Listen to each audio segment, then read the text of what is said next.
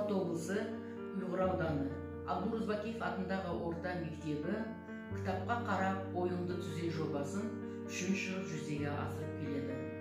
Ал биылғы оқу жылында мемлекет басшысы Қасым-Жомарт ұлттық сенім кеңесінің 4-ші отырысында оқуға құштар мектеп жобасын ұсынды. Осы жоба бойынша іс-шара жоспарлары түзіліп, мектебімізде үздік буктрейлер, отбасылық оқулы және челленджді жалғасын табуда.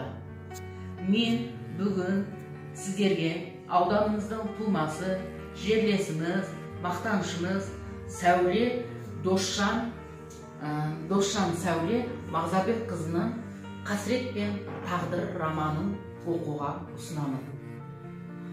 Бұл романда социалистік режимнің құрбандары болған Семей өңірінің тұрғындарының қасіреті жазылады.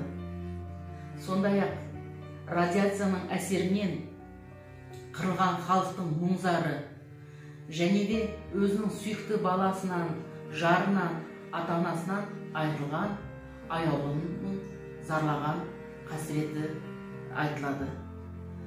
Сондай-ақ осы жерде біздің тәуелсіздік жолындағы өтпелі заманның қиындықтары және аяулымның тағдыры жалғасады.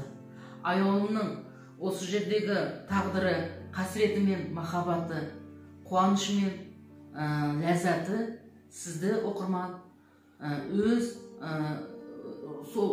оқиғаларына үйлестіріп әкетеді. Досжан Сәуле Мағзабекқызының бұл романы, құрметті оқырмандар, сіздің жан дүниеңізді бей-жай қалдырмайды деп ойлаймын. Енді менің сүйікті кітабым челленджінің эстафетасын Ұйғыр ауданының мектеп директорларына ұсынамын.